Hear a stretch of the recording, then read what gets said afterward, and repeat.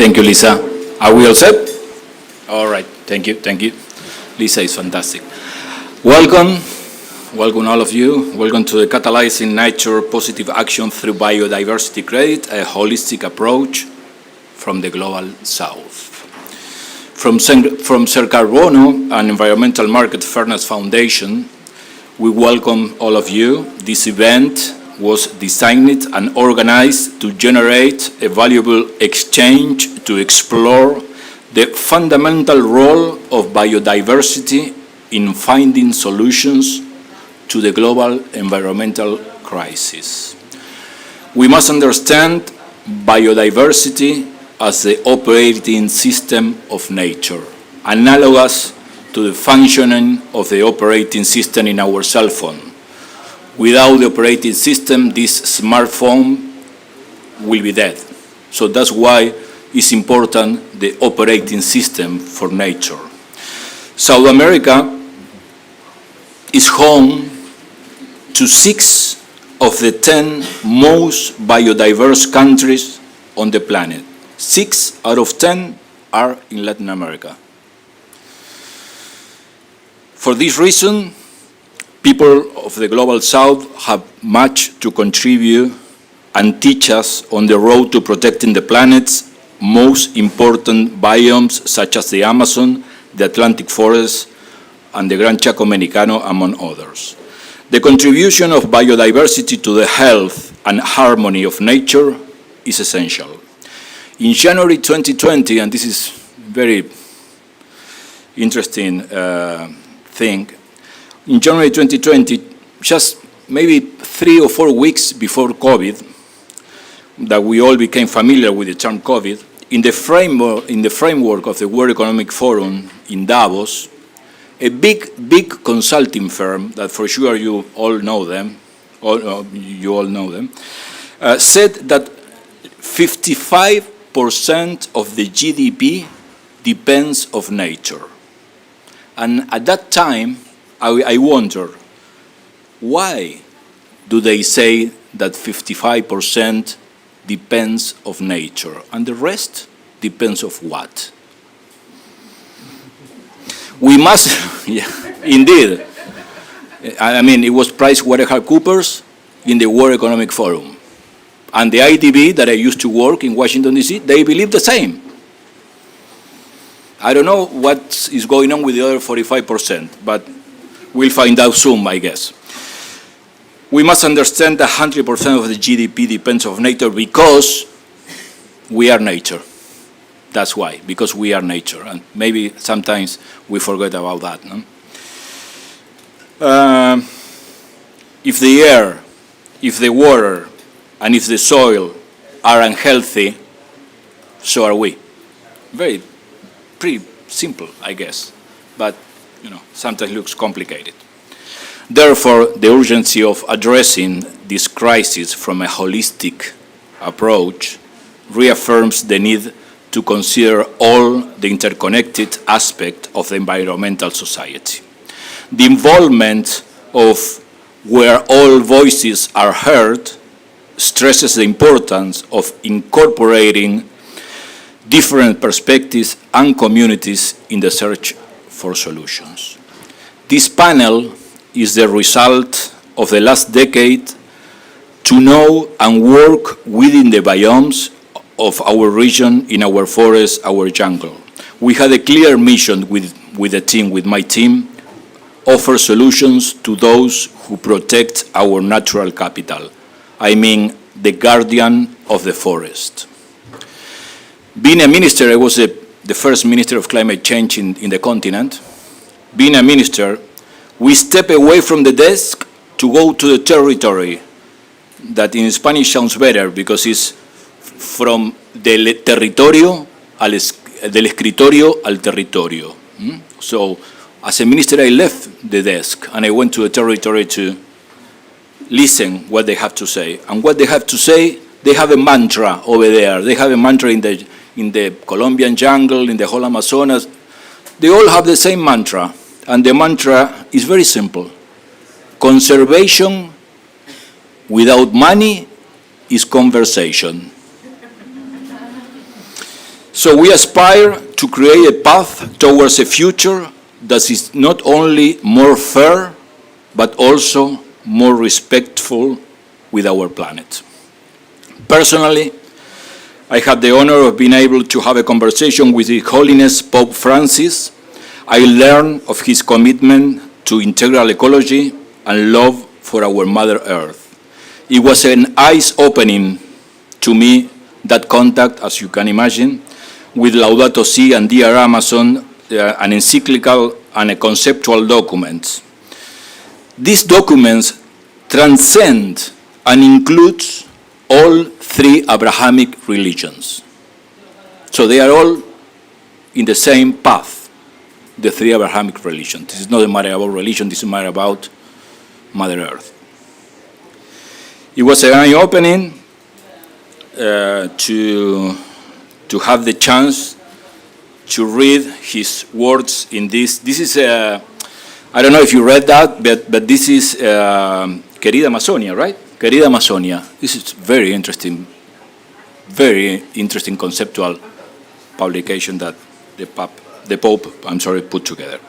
This connection between ethics, theology, and environmental conservations offer a path towards a sustainable and equitable future.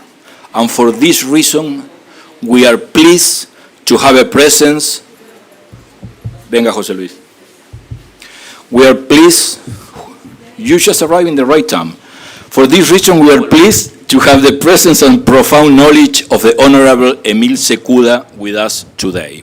Her great expertise in relation to these issues positions her as an essential voice of the contemporary reflection. Or, as the Argentine press said, Dr. Cuda is the woman who best knows the thinking of Pope Francis. Welcome, Emilce, today. In building our ecological civilization, strategic partnerships are crucial. Ser Carbono has positioned as an international standard rooted on the ground experience in South America. Their commitment to transparency and integrity distinguishes them as a leader in understanding the fundamental of social and environmental safeguards. A great team of Latin American-born professionals who are carrying out a fundamental task. So I welcome friends and colleagues from Ser Carbono, Carlos Trujillo and Alex Saer. It was a pleasure to put together this event with them.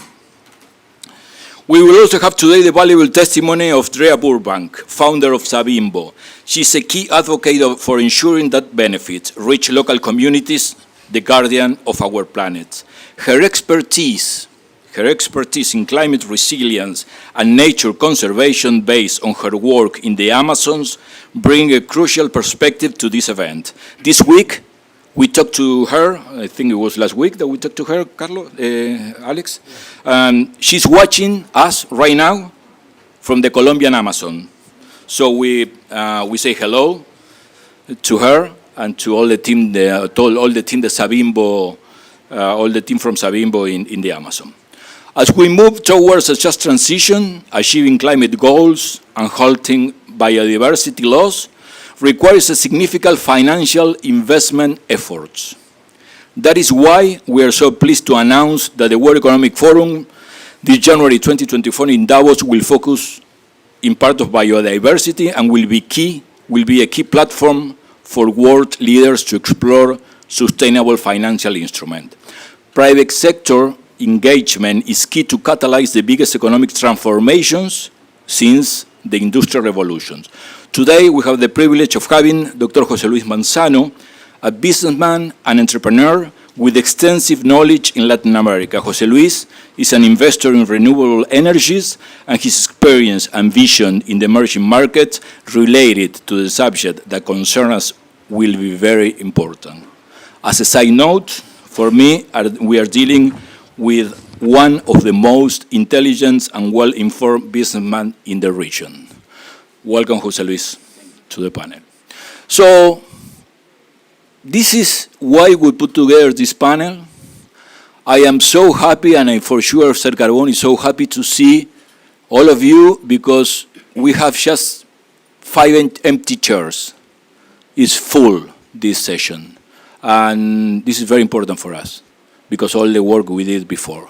So thank you all, and I hope we have a good session this afternoon. Mayra?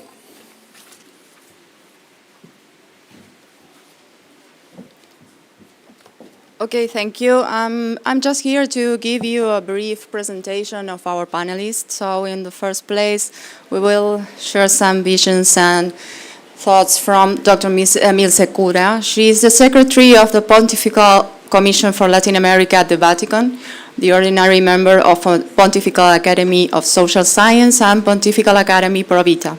A Selam advisor and professor at Loyola University of Chicago, she received 2 honoris causa doctorates in liberal arts from Loyola University of Chicago and humanities from National University of Rosario, Argentina.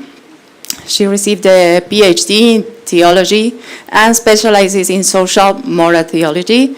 And the last book published was To Read Francisco, Theology, Political Ethics. She gives conferences and international seminars around America, Europe, and Asia and Africa. Emilce. Thank you. Thank you so much. ¿Aprendido? Sí. Thank you so much for this invitation and to all of you for to be here. Of course, I am not economic, I am theologian, and a theologian and as a person who works with Pope Francis, I am from Argentina. I am here trying to express how is this magisterium from this Pope from Latin America, especially from Buenos Aires, el Río de la Plata. And as Patricio told you, we have a document, Querida Amazonía, Querida Amazonia. And it's important to start with that because in this important document, Pope Francis speaks not about necessities of our people, but about dreams of our people. This is important because sometimes in the central countries, in the rich world, thinks that the only preoccupation of our people is what they need to survive to the next day. But that is not true. They are not pets. They are persons, human beings, and they have dreams too, not only necessities. So, when we think in social justice, or in this new sentence, justice transformation, justice transition, I invite to all of you to think that there we have people with dreams, not only with necessities. We are not pets, we are persons. According with that, Pope Francis published a social encyclical, Laudato Si, to take care of the common how. Laudato Si is not a green encyclical, it's a social encyclical. It's important to recognize that because there Pope Francis speaks about the grit of the people and the grit of the earth. But with the years, it's sad, but the environmental part of the crisis is hypervisibility. But the social part of the crisis is absolutely invisible. So the people speak only about the cry of the earth, but nobody think in the cry of the people. Latin America is a beautiful garden. It's a beautiful garden, but it's not a spa. It's not a spa. Our people need a lot of things, but special recognize that the rest of the world recognize them as people with dreams there. In this process, Pope Francis spoke a lot about how we can change this ecological crisis. And he said that the mood is the best politics. And the best politics for him and for us is the social dialogue. And a social dialogue is not a conversation between friends. A social dialogue is a conversation around a table between people who has different needs some and different interests others. For example, in the production relationship, a social dialogue is between workers and owners. But at the moment in our continents, we have more than the half of the people without work. And the cause of that is the system. And Pope Francis says this economical system kill people. So in this transition, in this to think how to resolve this problem, for some countries is the contamination, but for other countries is health, education, trafficking with persons. So I invite you how to think in this interesting mode that I am knowing now in these 2 days, how to think in the participation of our people in this process, how to invite them to the table. In Querida Amazonia, Pope Francis said the social dialogue is just if we put at the same level, at the same table, all the people to discuss the mode. And one proposal is how to invite to those people to understand this process that I am trying to understand, how compensate the problem of contamination with the problem of the poorest. And we have a network, Justice and Peace, between all the countries of Latin America, the church, the Catholic Church, and the base is in the CELAM, the Episcopal Conference of Latin America, and this network of Justice and Peace give to me a letter to read today. I am not going to read the letter, but the idea in this letter is that to control this process, carbon credit, no, is the name correct? Yes. They invite to you to think in the organized community, the local organized community taking part in the table of negotiation to control where is going that money. Because they think that in the central country, only think is then in necessities, but never in the dreams. So for that, the solution is obviously in education. How to introduce in our universities, in our academic dialogue, this new idea of a social environmental crisis. As you know, maybe 3 weeks ago, in the ILO, in the assembly of ILO, was created a new global coalition. It's a coalition for social justice. That is new. And that involves a lot of countries. And the idea is how to think in the social justice and how to think in this ecological crisis, not only like a grid of the earth, but together, the grid of the earth and the grid of the poor, because everything is connected, as Pope Francis tells us. Thank you so much. Thank you, Milce.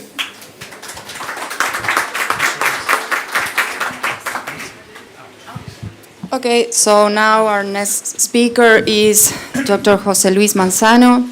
He's an Argentine businessman, as Patricia said. He possesses extensive knowledge in Latin America, public policy, and global emerging markets. He's involved in various sectors, including investment, media, energy, and mining industries. He supports educational organizations and charities and serves as president of Universidad de Congreso and collaborates with Nobel Awards Al Gore and the Clinton Global Initiative. He holds the position on committees and boards, including the Energy Steering Committee of the Institute of the Americas and the European chapter of the Eisenhower Fellowship. Well, thank you very much for having me here.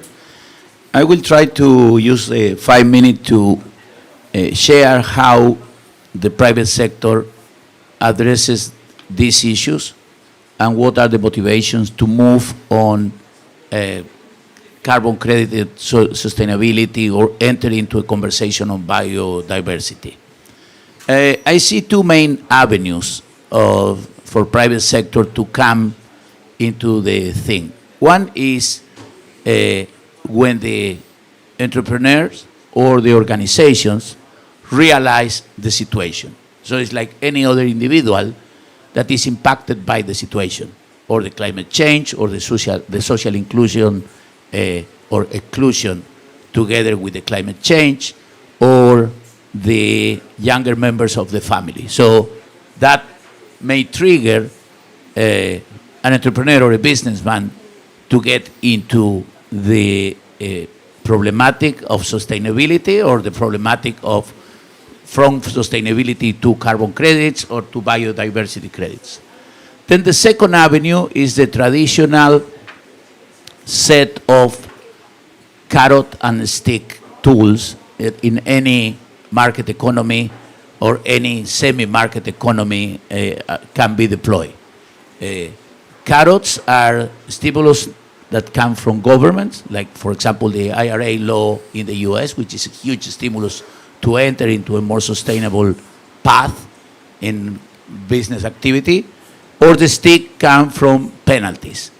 And then when you see the balance between carrot and the sticks, the world has done a lot on the carrot side and very little on the stick side. And my view is that with little on the stick side, the movement will not be enough to reach the goals.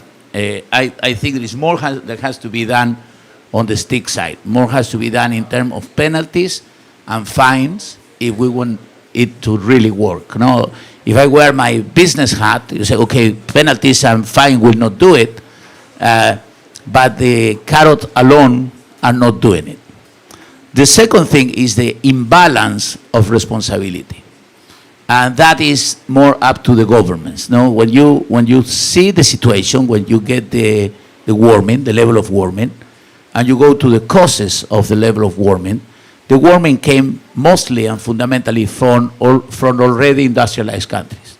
Now, on the balance, developing nations have not had a chance to contribute too much to the disaster.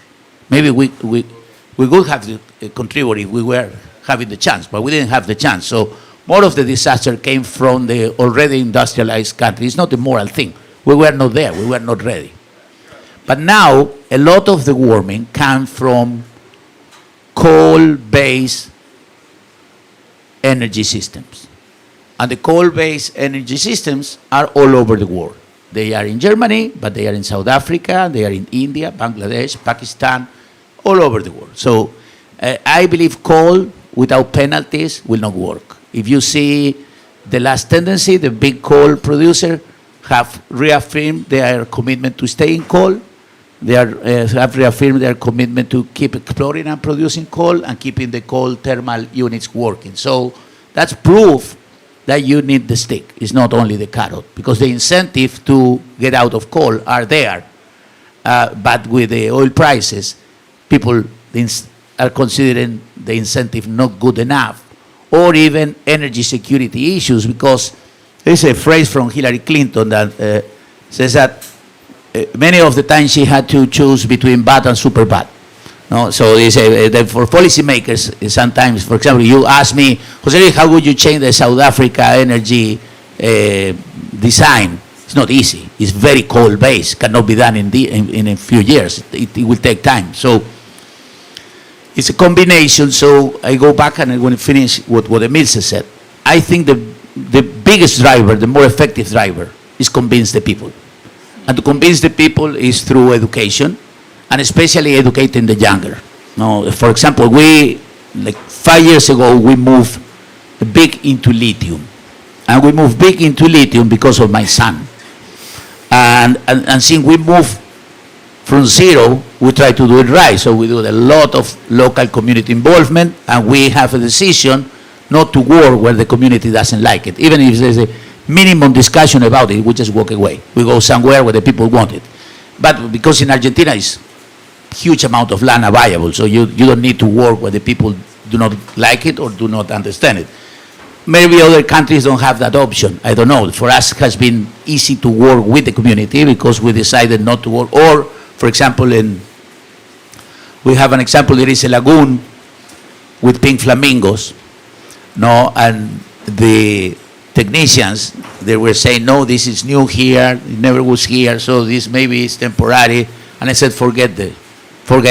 Just forget it. Just declare it preserve, go to the government and keep it on the site.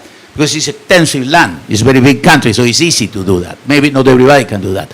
But the more effective tool is convincing people. If people understand that the threat is common, that the social consequences are for everybody, and that the solution requires everybody to act. And when I say everybody to act, I don't want to offend anybody. Using bamboo toothbrushes help, but will not change it. It will not change it. It helps, but it will not change it. It makes you feel better in the morning, but it will not change it. To change it is a lot of things that don't sound cool. It's minerals, if we want to transit to electric-based society. It is cutting coal. It is reducing fuel consumption by big fossil, reducing big. So it's costly, and it has to be done fast. Thank you very much. Thank you, José Luis.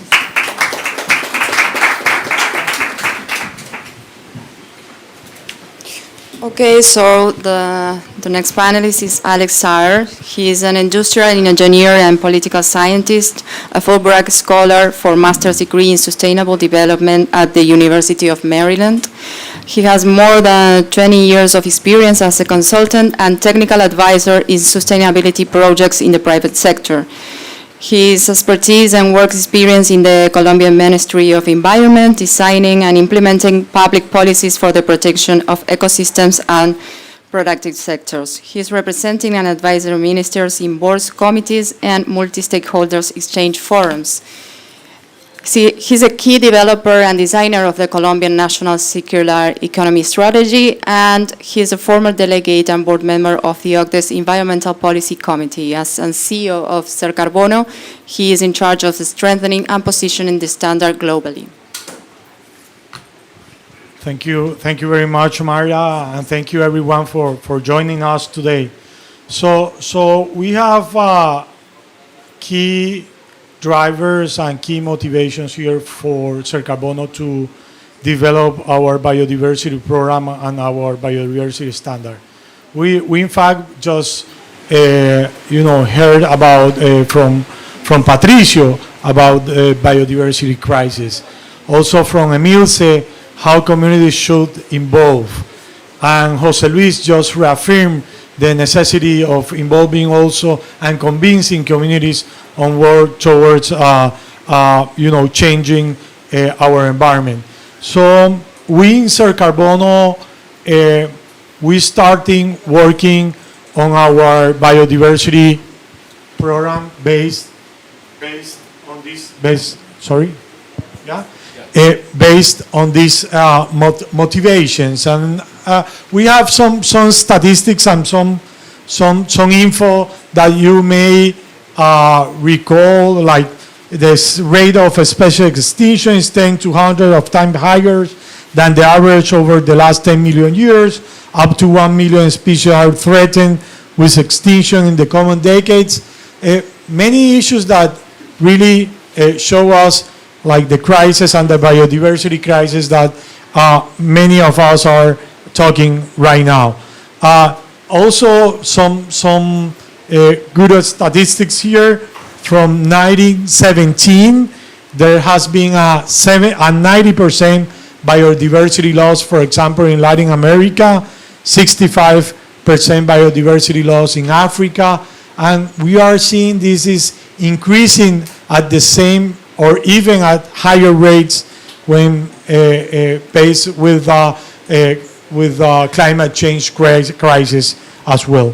So we realized that one of the bottlenecks of conservation activities is also funding conservation activities. How these activities and these projects are being funded and how the money could be canalized through these kind of projects. As the experience of the Carbono working in the carbon markets, we started the conversation with some projects and project developers in the conversation side and started working with them on how can we put together and how can we learn from the carbon markets and put the same concept into the biodiversity markets.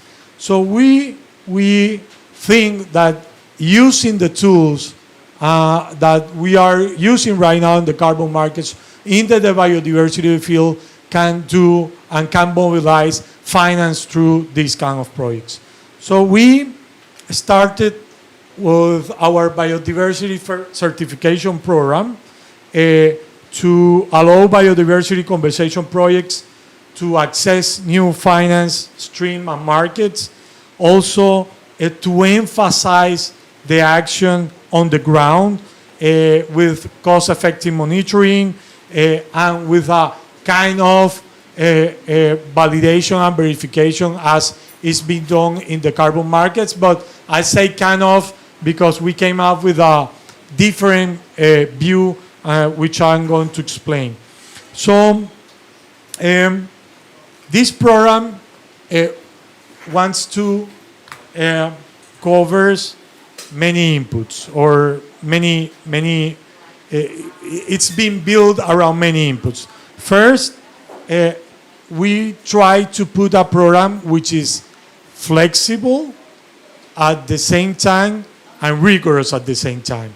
It's kind of difficult to be rigorous and flexible at the same time, but we came up with a program that could, you could develop projects in any kind of ecosystems. If it is terrestrial, if it is freshwaters, if wetlands, marine, urbans, or if it is a mixed ecosystem types. Also, this program tries to cover different biodiversity levels. If it is genetic, at the genetic level, at the species level, or at the ecosystem levels.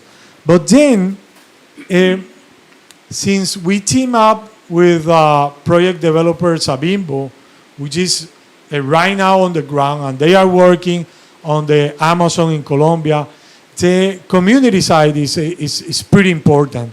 And we also want to focus that this program should highlight the role that community has on conservation right now. So that's why we came up with also some variables into this program, trying to show that leadership that communities are being taken in conservation, or if it is externally led. Also, we are, with this program, we want to align this program with the reporting of global biodiversity targets and also with the SDGs. So we have many different activities into this program. The first one, like 4 groups: conservation and preservation, recovery and restoration, eradication of alien invasive species, and also sustainable use of biodiversity. And then I will give you some good insights about the program. We want this program to be, that the projects to be aligned with local, regional, national, and international biodiversity policies.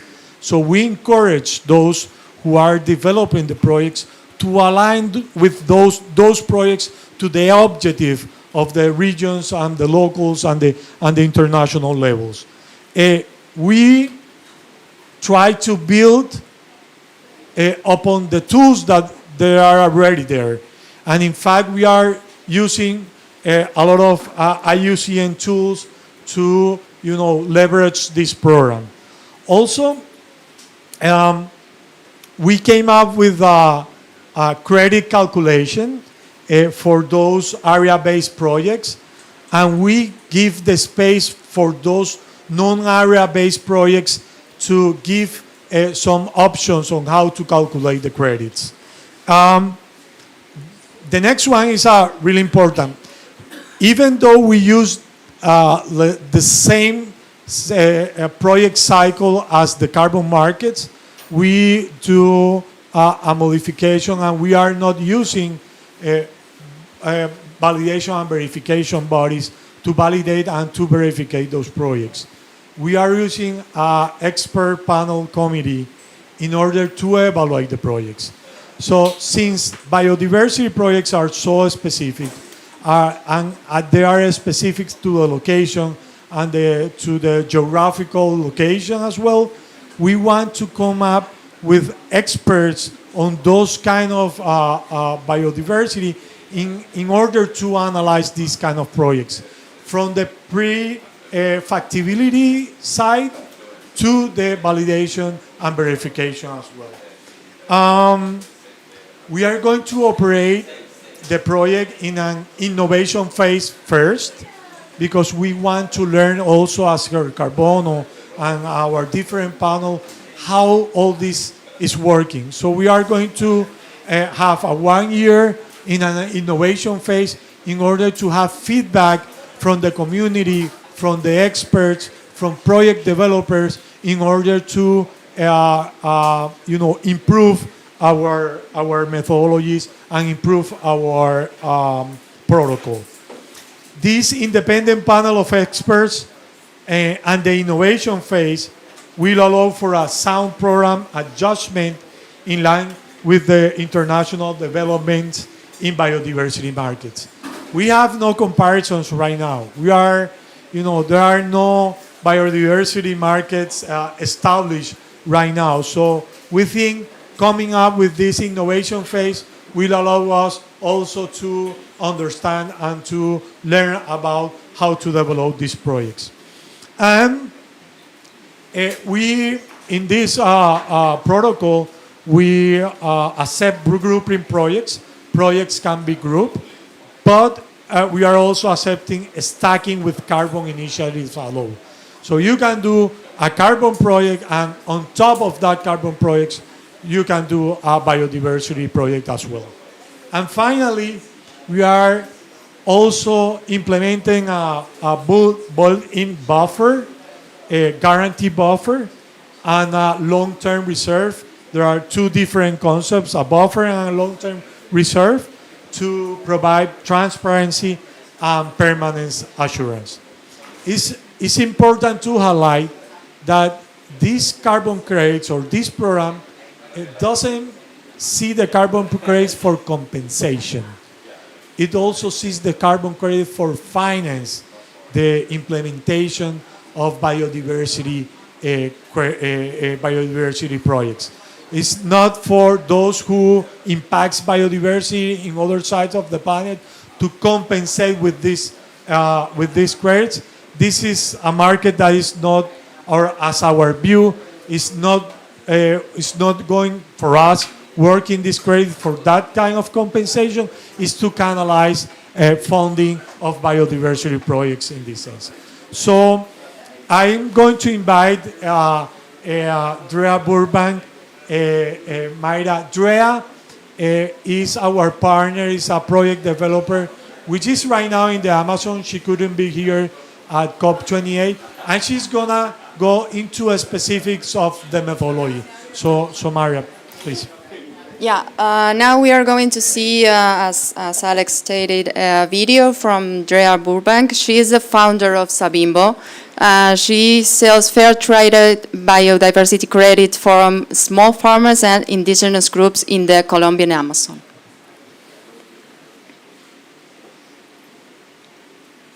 Hi, my name is Drea Burbank, and I'm here to present for Sabimbo. Sabimbo does fair trade climate credits. This whole story started because my friend Johnny has a jaguar in his backyard. and he started following it around with a video camera, and he stopped narco trafficking, became an environmentalist and a vegetarian. And I think you guys understand that if you start to study the outliers in our world, people who do things right, you can learn novel things than if you're just studying problems. So we started studying Johnny, and we were like, why did he do this? Just like all of his neighbors, I think we all wanted to know. And so we decided after about a year, I realized he did it because the jaguar was beautiful, it was wild, and it was bigger than him. And that's the way that I feel about our project, Sabimbo, because that's the way everybody at Sabimbo feels about our planet. We work in this patch of the Colombian Amazon. The Amazon is a big forest. It contains about 25% of the world's land carbon. And if we can't stop the deforestation, it's going to emit that into the atmosphere on top of the carbon that we already have there, which will be a planet killer. Pretty important problem. I'm here to talk to you today about our biodiversity credit because we think it's the best solution to stop deforestation. First, a little bit more about Sabimbo. Sabimbo was founded by 3 people. Johnny, who's formerly worked for the World Wildlife Fund. Me, I'm an MD technologist, and Fernando. Fernando is a 3rd-generation Colombian shaman. This is where we work. We work right on the border of deforestation, and we work on both sides of it. So on one side, we have indigenous small farmers with small plots of land, which have been mostly conserved by the farmers at an economic loss. And on the other side, we have large farming collectives, or sometimes indigenous groups, with big communal plots of land that are completely preserved. We need different actions for different sides of the border, and we have to make both groups happy if we want to stop deforestation. We also work with about 18 indigenous groups across the Amazon: Colombia, Ecuador, Mexico, Venezuela, Brazil, and Peru, and more coming every day. We have leaders in Africa and Asia also interested in our solutions. The reason is we made this solution specifically from and for them. I'm going to talk a little bit about why this solution works from your perspective first. So first off, if you're protecting primary forests through carbon, arguably there's a lot of debate about the science these days. But even if all the science perfectly worked, carbon would cost you about $100 per hectare per year for primary forest. Biodiversity, on the other hand, would cost you about $30 per hectare per year, and the locals would give 4 times more. So that presents 70% cost savings to the buyer and 4 times more for the locals. Why is that? Because biodiversity credits can be tracked and monitored with MRV from the locals themselves. One of the biggest topics I have for COP28 is the biodiversity unit. So our unit is for conservation, but our unit actually interacts and plugs into any other unit on the market. The unit is an area-based unit for ecosystems, so 1 hectare of area. It's a value for the ecosystem. In other words, the planet-wide value of preserving it. So that's platinum, gold, silver, or bronze. If you're in an IUCN red zone or a biodiversity hotspot, then your planetary value of your biodiversity is way higher than if you're in the middle of the Arctic tundra. No offense to the Arctic. The last unit is integrity. What did you actually do? If you're corporate, you could have taken the biodiversity down with an unintended impact.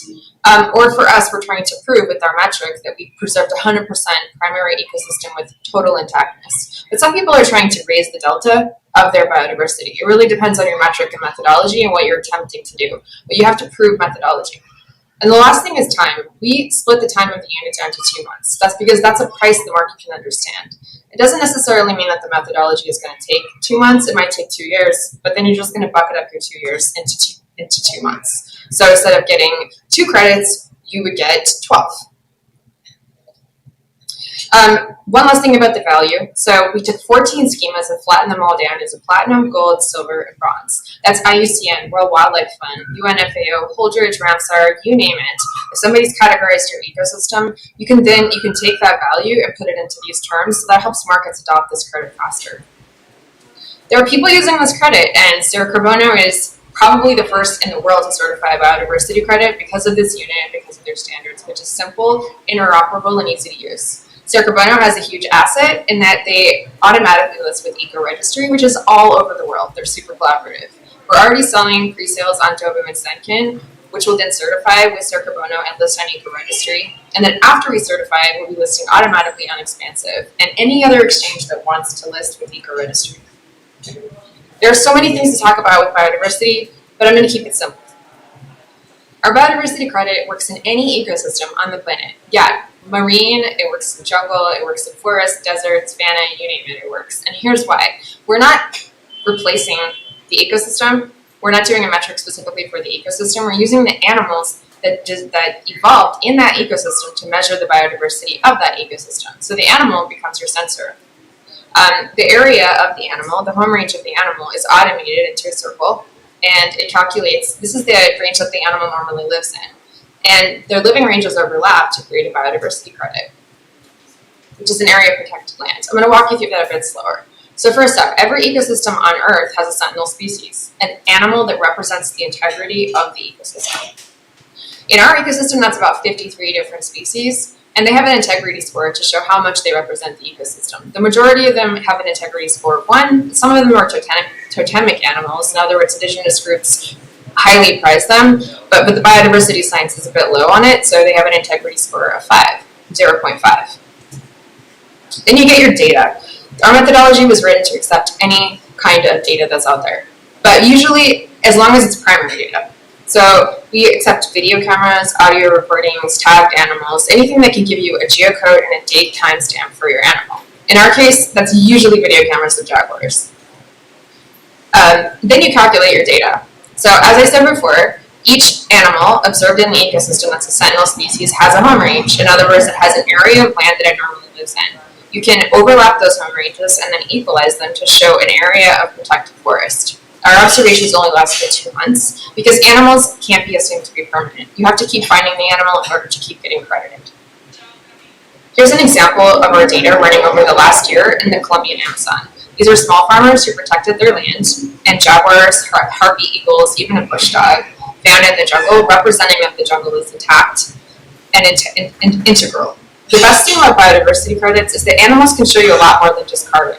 Sure, you can overlay a carbon map and you can correlate the difference, but animals can show you below canopy integrity, water health, soil health, noise pollution, and hunting behaviors. It tells you a lot more about a conserved ecosystem.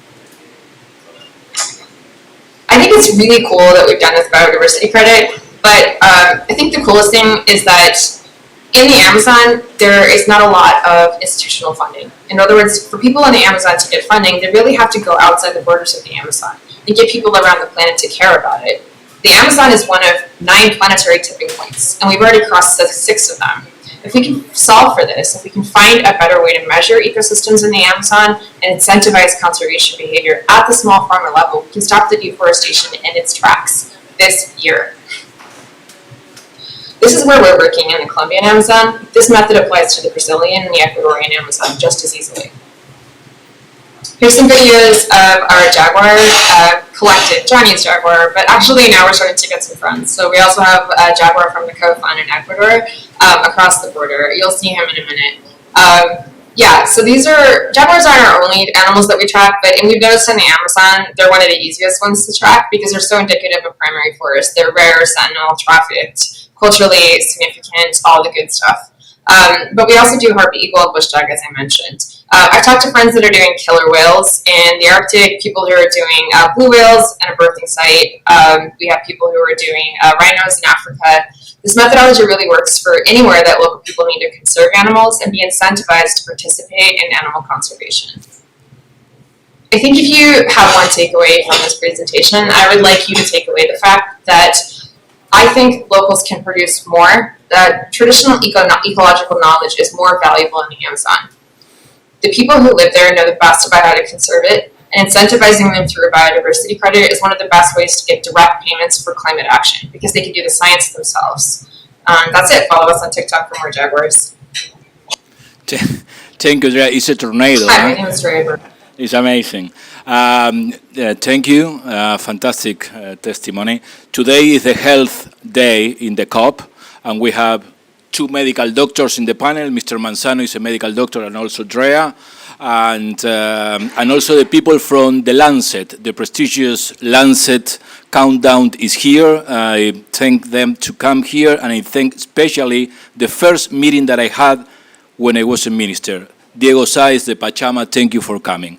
I'm now, just to close in this event, I'm going to introduce my friend Carlos Trujillo Echeverri, founder and chairman of Ser Carbono. He's a business administration with the MBA in Madrid. He has been in ventures in the area of e-commerce, technology, and environment, where he has developed commercial and market development functions. He's the founder of Ser Carbono, and is driven by a powerful desire of bringing solidity, transparency, and recognition into the carbon market. Carlos, your closing words. Thank you, Patricio. Yes, like I was hearing this panel, and it's amazing, Patricio and Alex, what you both organized. And I want to start with Emilce, that I met yesterday. A wonderful woman, really intelligent. And today, talking about Querida Amazonia, we need to set a dialogue. And we need to set a biodiversity dialogue. And talking earlier, having the Vatican hosting this type of dialogue will be an honor and will be like a platform so that people can comprehend and they can be educated. Then that's a strong message that we can find from today. And thank you for being here, Emilce. Jose Luis, that I haven't met yet. It's a pleasure to have you here, your experience, your successful experience, and your passion about climate change. And it's impressive that during your journey, you're focused on climate change and climate change investments, like renewable energies. You also talk about the coal-based energy systems, and that we need to find a balance. And it's really important that the big businessmen, companies in the world, and also the governments, that they have a balancing responsibility. Then this was a huge message from Jose Luis, and we invite everyone, because this is going to be also a personal balance, so that we can have a better world for our kids. Jose Luis, thank you for being here, and I'm going to continue with Drea. That she's amazing. Drea, I've met her for the last couple of years. Drea is, as Patricio say, a tornado.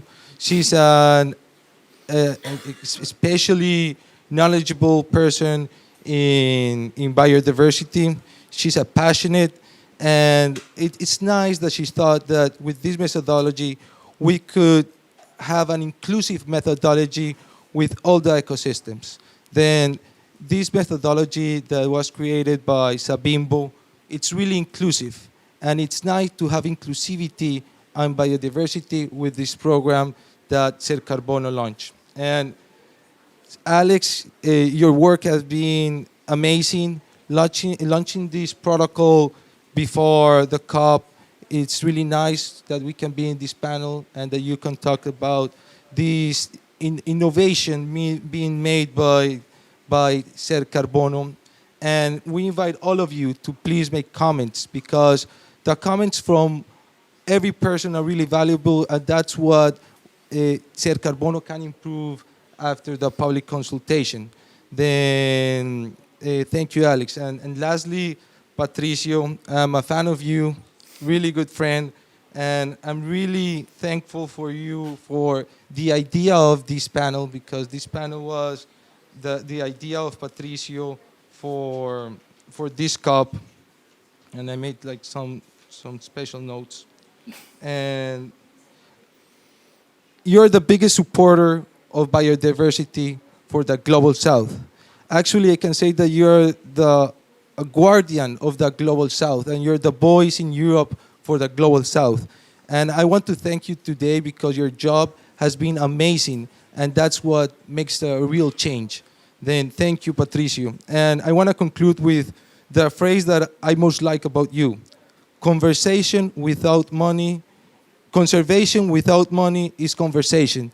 Then let's support biodiversity, and let's support the climate change. Thank you. Thank you all. For me, it was a dream, because Carlos is right. When I thought about putting together a biodiversity panel, the first one I called, it was Carlos. And then I said, what is the dream team to have? And I said, in the private sector, it has to be Jose Luis. They said in terms of the territory, it has to be Sabimbo, Carlos said. And in terms of someone who can help us to to see the big picture and to think is why we invite Emilce. So thank you all. I believe this is the biggest meeting that AITA has here. And thank you all for show up. Thank you. Thank you. Just a little thing. You can the last one, the previous one. You can go into our website. Here's the protocol to make comments into our protocol. You are more than welcome to make comments, and you will receive like to improve our own protocol. Thank you very much. We have last word. 1 second. Yes. We do have a fund that is for carbon credit, but easily can fund also biodiversity programs if they are certified and are measurable. So that's to go to the no money only talking. That's okay. So there is a fund that we can tap easily if we have a program that is monitored and certified. So we have an announcement here. Emilce, if you want to last word, is yours. Don't forget the poor, please. in the world there are animals, plants, and persons too. Thank you all, and we already have a new commitment, so we applaud that.